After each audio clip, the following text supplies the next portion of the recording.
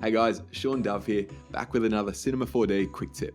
Today I wanted to have a look at how we can create this fun cartoony icing effect using some of the new tools in R20. This icing effect is actually really quick to set up, and then we're going to be able to get it to sit nicely on the actual object that we're icing. Of course, we'll then animate it on using the new field system. All right, get your chef hats ready.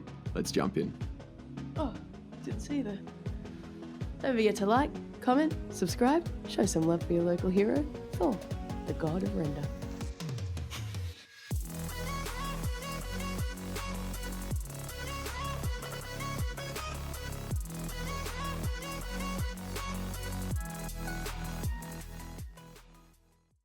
So to have a play with this technique, I created this Simpsons-inspired donut finish with the text dough through the middle. So I thought, let's just pull out one of these letters and we'll focus on that. So let's jump into Cinema and we'll make a start. So just like that example there, let's build up our icing on some text. So let's come up to MoGraph and I'm going to come down to Mo Text. I'm going to grab this and let's align it to the middle. Now in the example I had the word dough, but we're just going to focus on one letter for this example. So to start with, I'm just going to make the letter O because that's going to give us a more donut shape anyway, so this is going to work perfect. And the typeface I used in that example was Giorgio Sans, so I'm going to grab that. I'm just going to change that to bold italic, give us a bit of an interesting shape there. And then just going to hit R on my keyboard to bring up my rotation tool and just rotate this 90 degrees.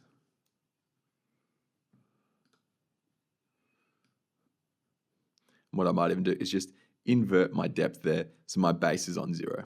So to start with, we want to round this text out a little bit. Let's soften this up a little bit. Let's make it look a little bit more like a donut. So with my Mo text selected, let's actually rename this to our O. With Alt selected, I'm going to come up to my volume tab and put this into a volume builder. We can then reduce our voxel size, and this is going to up the quality for us. Then by holding Alt again, let's come up to volume and we'll feed this in to a volume mesher. Great, now we've created mesh based on that extrude. Now the quality is not looking great at the moment, so let's come into our volume builder and I'm just going to add a smooth layer. And that instantly starts to round it out a bit for us. Already this is looking a bit more like a donut shape, but you can see we're quite thin compared to where we were before. So to take us back to a bit close to that original shape, let's now add a reshape layer on top of that smooth. And great, we've now got this nice chunky donut ring based on this Mo text. And we can come in here at any point and change the text. And it's instantly going to update for us. Now we might want to look at adding a bit of horizontal spacing there so they don't interact. But look at that, nice and quickly we're able to feed that text in and create that nice donut shape. Now again, let's just go back to O and we'll just focus on the one text. Great, so we've got this here. Let's add a plane into our scene. I'm just putting this in just so we've got a ground, a base underneath that text. If we look in our side view, we should see, might just need to pull it down a little bit. There we go. And I'll just scale this out. And we'll rename this. This is now our ground.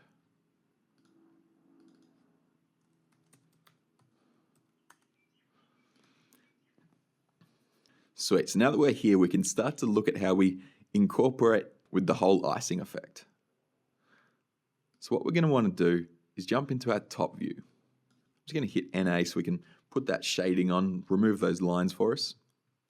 And this part is a bit of fun, and we're actually going to do it nice and freehand. So I'm going to come up to my pen tool and select the sketch tool. Now what we're going to want to do is, while we're in this top view, draw where we want that icing to go. So I'm just going to start about here. And I'm just going to start going back and forth, drawing a nice icing shape. Not being too concerned with the actual shape, and you can actually overshoot the geometry if you wish.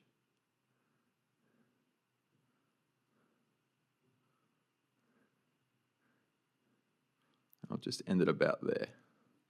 Great. I'm going to jump into my 4 views for a second and come over to my right view, hit E on my keyboard to bring up my move tool, and just move that spline up, just moving it beyond all the geometry in our scene. And let's jump back into our top view. Now in this case, what we might want to do is join them up. So let's close our spline. Now our spline type is a Bezier, and so that's going to be nice for us, but let's come down to our intermediate points, and I'm just going to change it to natural. Now there's a couple of points on this spline that are a little bit sharp, so I'm going to come up to my spline tool and select Spline Smooth. And now I'm just going to move along the spline where things aren't looking quite as smooth. You can reduce the size of the actual smoothing using the left and right brackets.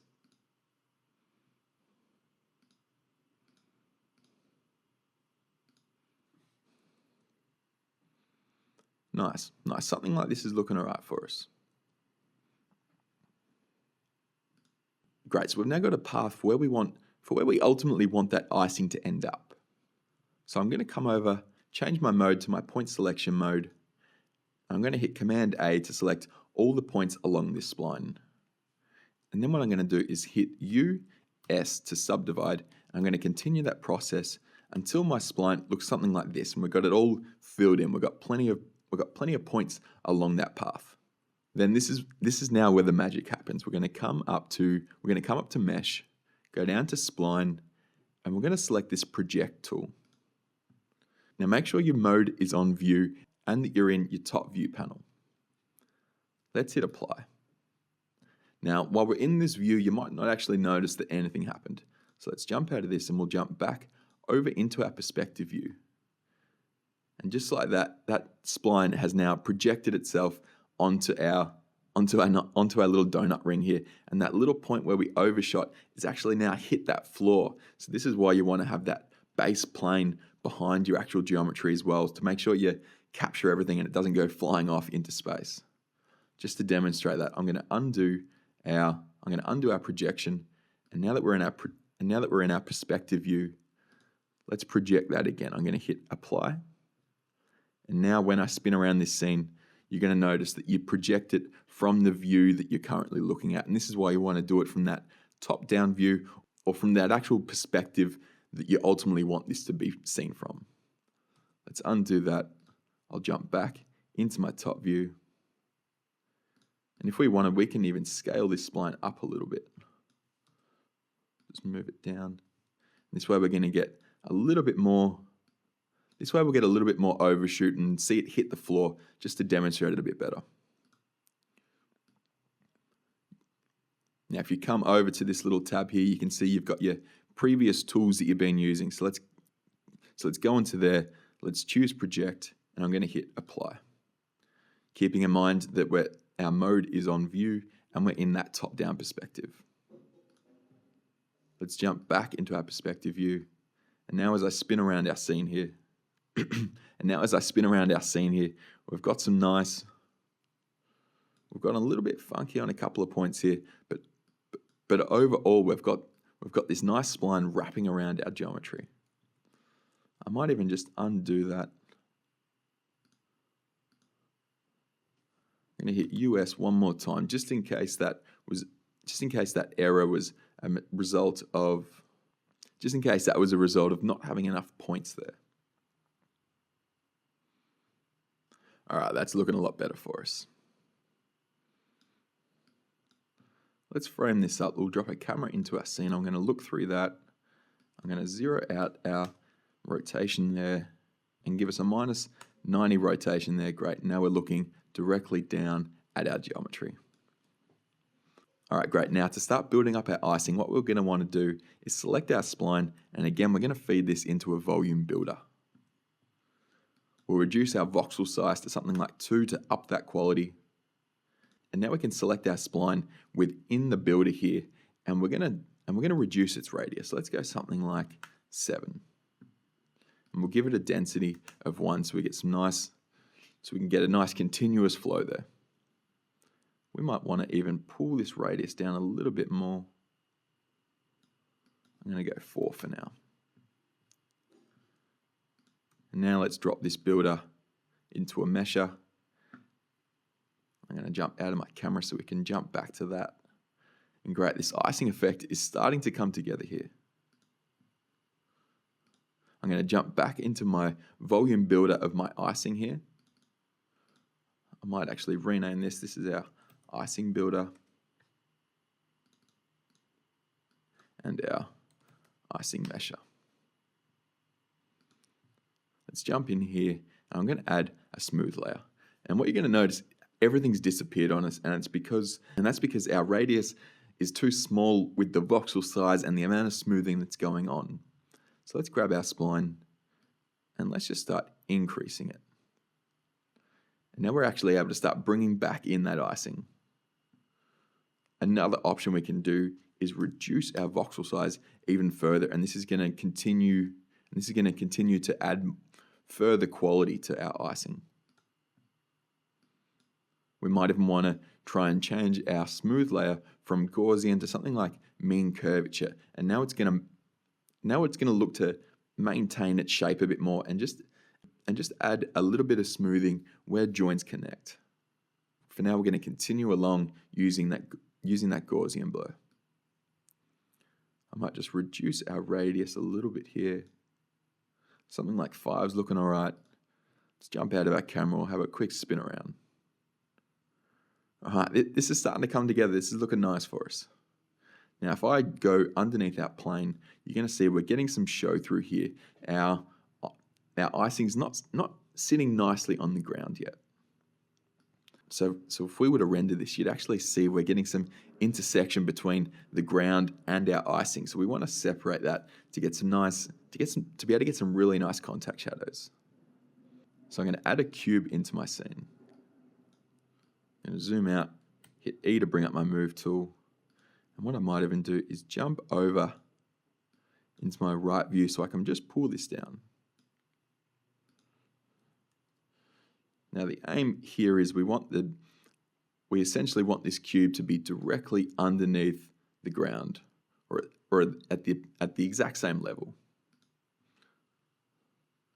Great, so you can see in all our views here, that cube is capturing all those additional drips that are passing through the ground. We'll jump into our perspective view. I'll just frame it up a little bit here. And I'm going to add this cube into our icing builder. Let's select our icing builder here. And you're going to notice that cube is by default is set to a union mode with our icing. So we're going to get a nice blend between the two. But in this case, what we want to actually do is set that mode to subtract. And now, as I spin around here, you're going to notice we no longer get any show through, and our actual mesh of that icing ends nicely right on the ground. Now, if we zoom in a little bit, you can see it's looking a little bit rough. So what we might like to do is add another smooth layer, and we'll just set that to mean curvature. Nice, just these little bit of extra details are going to help us here. Great, so this is basically how we can start to build up this icing look. And it's really helped along quickly using that spline project tool. I think that is ultimately the really powerful piece of this technique. All right, so what I want to do is add another layer of icing and then animate both pieces on. But before we go any further, we need to set it up so we can animate it. At the moment, we're using our spline to generate the mesh, but I'm going to pull that out. Before I do that though, let's just double check what we set our radius to, and we set our radius to 5. Great, so let's pull that out, and we'll add a Mo spline into our scene. Come up to Mo graph, down to Mo spline. Add that, and now we'll change our mode from simple to spline. Come over to our spline tab, and we're going to feed in our spline. And let's just change this to icing spline. Great. And now let's go back to our Mo spline. And inside of our Mo spline, we have a width. So what we're going to want to do is remember that size that we set our spline to in the volume builder, and that was 5. So let's do the exact same here. And then we'll take that Mo spline and feed it into our icing builder. Let's jump into our builder, grab that spline. First of all, let's change our density back up to 1. And then we're going to want to pull it to the very bottom in our hierarchy because that's where we had our spline. Great, so now that smooth starts taking effect. The cube's going to cut out that base for us, and then we've got that additional smooth just on those joins to help us out a little bit. All right, great. Now that we've done that step, let's add our next layer of icing, and then I'll show you how we'll animate them on. I'm just going to hide our icing Mo spline from our scene so we don't see that. So we don't see that as well as our icing. All right, let's jump back up into our top view. I'm just going to zoom in a little bit. And again, let's grab our sketch tool. And now, just as we did before, I'm just going to start going back and forth, adding some nice natural waves, not being too particular here. Now, if you can't tell, I'm using a mouse, and that's why it looks shocking up front. But of course, we're going to take advantage of all those smoothing options, and it's going to look great. Great, so we've got that. Let's jump into our right view here. E for our move tool, pull it up above our geometry. And we might just scale this up a little bit as well. Reposition it. Great. Let's grab our spline smoothing. Let's grab our spline smooth, and just on a couple of these points, let's undo that, and you can see how dramatic that effect was. We can actually pull down the strength here. We can actually pull down the strength a little bit, and that way it won't be as intense, and we can just start to come along a little bit and find those points that really need a bit of smoothing. All right, something like this I think is looking good. All right, great. We've now got our second piece of icing here. Again, what we're going to want to do is come to our point selection mode, hit Command A to select all our points, and I'm going to start to subdivide. And we're going to do this until we've got a nice, complete, dense spline here. Now, the reason we're doing this is because we want to be able to get nice wraps around that geometry. If we didn't have enough points in our spline, what you'd end up finding is you start to get some intersection between parts of your geometry, and that's because there's just not enough points to wrap around the whole thing. So we've got our spline here. Again, let's come into our project mode, make sure that's set to view, and hit apply. Let's jump into our perspective view. And as we spin around here, what you're going to notice is not only has that spline wrapped around our initial donut shape, but it's also gone up and over and wrapping around our icing, and this is where it starts to look really cool. Let's jump into our camera so we're looking down at our geometry here. And what I might do is just duplicate our icing builder. Select my icing MoGraph, and I'm going to feed it in this new spline. So this is our icing spline top. Again, let's go into our Mo spline, and let's swap out those splines.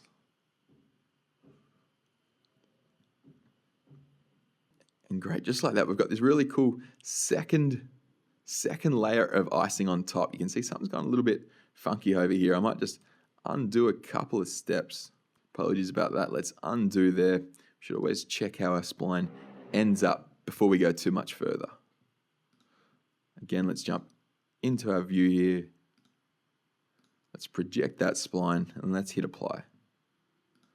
Let's jump into our perspective view, and let's just have a quick spin around. And you see we've got that same issue. Something's gone a little bit funky on us over here.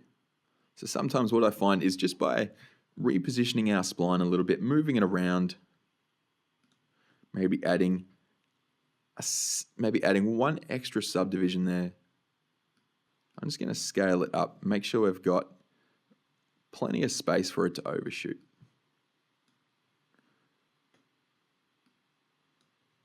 Great. Come into our project mode, hit apply. And now let's come back into our perspective view. And look at that, we've now got this great spline, not only wrapping around our donut, but also over the top of that icing that we've already set. And this looks really cool.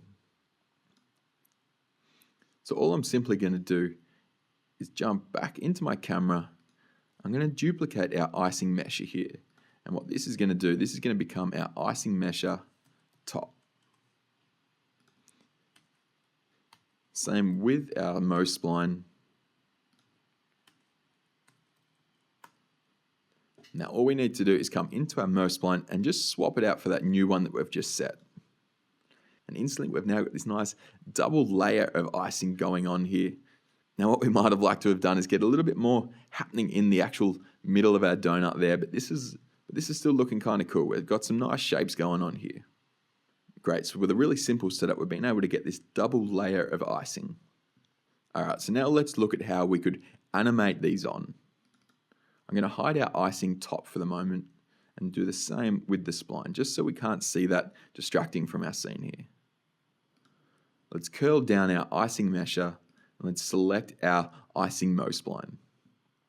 Now the reason we're using the Mo spline instead of the spline is so we can come up and use the MoGraph effectors. So let's come up to effector and we're going to add a plane effector. I'm going to jump out of my camera for a second and just spin around and frame this up. Now let's select our plane, come over to parameter, and at the moment this is set to push everything up 100 centimeters.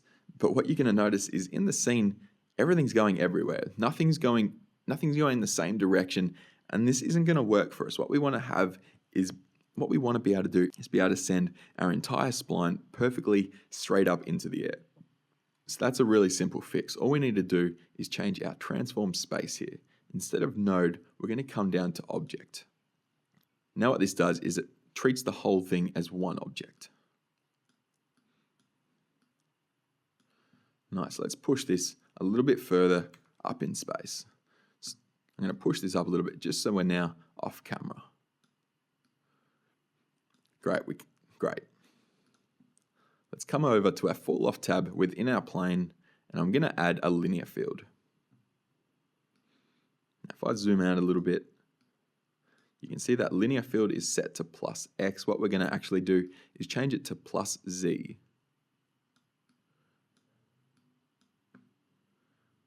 Let's reduce our length to something like 20 so we get a tighter fall off. And now as I move this fall off through our scene, you're going to notice we now get this great animation of our icing falling down and wrapping around our geometry here. So let's set a couple of keyframes for this fall off. Let's go to the beginning of our scene here, just before we start to hit any of that icing at the top. Somewhere about there is going to work. I'm going to add a keyframe on that linear field. Let's increase our timeline here. I'm going to, not that much. Let's go something like 150. Let's come forward to frame 100 and let's move that linear field across. Now what we're doing is going the entire distance until that icing is completely all the way back to its starting point. Let's add another keyframe. Now let's jump back and have a look through our top camera here. Go back to frame 0. And now, because of where we've got our camera and frame here, what we could do is punch a little bit more forward, but another option is we can jump into our plane field here and let's just push it a little bit further up in space. And now it's beyond our camera. Just to demonstrate that, I'm going to jump out of our camera. And now because of where it's positioned, we can't actually see the geometry, even though it's right on there. I might even just push this a little. I might push it a little bit further just to demonstrate exactly what I'm saying. Our camera is now beneath that geometry. Let's look through our camera. I'm going to hit play.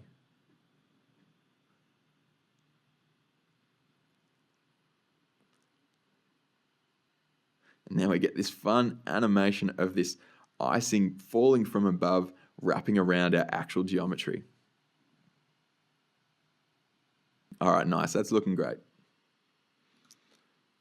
Now, just to save myself, I'm going to come up to tags, Cinema 4D tags, and just add a protection tag to my camera, just in case I go move it around. because that's something I'm likely to do.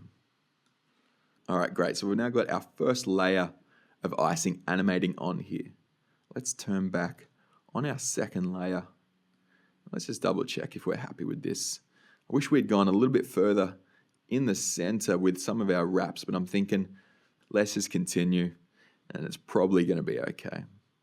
All right, so what we want to do is animate our second layer of icing on. But before we do that, I'm actually going to make an instance of our builder, which is our top layer. So with that selected, I'm going to create an instance, and all that's doing is creating an exact copy of our mesh. But now if we change anything inside that builder, it's going to instantly update rather than if we had made a copy and move that somewhere. So now that we've got this instance, I'm going to put this into the builder of our bottom layer of icing. So now we've got two options here. I could hide our top layer if we were just going for that single, if we just wanted to sort of double up with our icing here. You can see if I grab that icing builder, move it beneath our smooth, and because it's set to union, we now get this great double layer of icing where it starts to merge together, and this looks really great. But another option is we can also set this to subtract. Let's turn back on our top layer. And now by having that set to subtract, we're getting this look as if that second layer is almost sinking in, or it's heavy. There's some weight to this icing. And I think both looks are really interesting and just a lot of fun to have a play with. All right, jump back into my camera. I'm going to delete that instance for now. I just wanted to demonstrate how you can add some further detail with how these interact with each other. All right, let's jump into our Mo spline over that top layer of icing, and now we need to animate this one on. First of all, I'm going to make a copy of our plane here. So this is our plane bottom, and this is our plane top. In our Mo spline here, let's feed in that plane top. I'm going to jump out of my camera for a second just to spin around our scene here. Now this linear field is going the same direction and timing as that top layer. So this is where we're going to need to come in and affect a few things. But let's come forward to frame 100. And at the moment, it hasn't gone far enough. This layer is a little bit longer. So let's just pull that linear field forward a little bit. I'm going to reset that keyframe. Let's go frame 0. And again, we've got nothing on our donut, and this is where we want to start. But what we're going to do is with this plane field is what I'm actually going to do is change its direction from +z to -z. But what you're going to notice now is it's already here, and we're actually removing the icing as we move through our timeline. So what we're going to need to do is invert the keyframes we've set. Might even pull this first one back a little bit. And just so you can see now what's going on, we get that first layer of icing wrapping around our donut, and then in comes that second layer and starts wrapping on top. Oh, you can see we're going to have to re-keyframe that last frame though. So let's select our linear field, come to that keyframe. Let's just move it along so we can capture the entire length. Reset that keyframe. We might want to slow this animation down a little bit, so I'm just adding 200 frames to my timeline. I'm going to pull that keyframe along a little bit, maybe around 170 should be good. Let's look through our top-down camera. Hide that initial spline so we don't see anything. Let's hit play and have a look.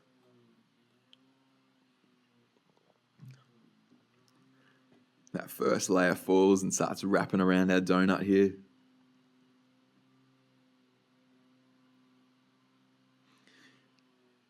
And just by using that plane effector and because of the shape of our icing, we're getting some really interesting organic feeling animation. In comes our second layer here. Now from here, what we can do is go and add perhaps a delay effector, and this is going to give us a little bit of jiggle and wobble as our icing falls down. But I think this is looking pretty cool. Now, just as we subtracted that top layer of icing from the bottom, we can do the same with the donut itself and have an instance of both layers of that icing there subtracted away from the donut. And again, you get that heavy feeling as if this icing is sinking into the cake. This is the little scene I set up for that dough text. You can see we kicked off the exact same way, and apologies for not labeling my scene as nicely here. But we've got that initial text, and then I've got all these other meshes building up on top for those layers of icing and chocolate and sauce. And then we've got a nice little cloner over here, just adding some sprinkles to the top of that D. If I curl this down, you can see we've got a capsule in here.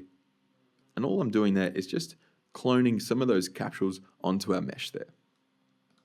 So to get the finished look, what I did is I used a HDR Studio rig from Grayscale Gorilla, and I just fed in one of their softbox studio looks.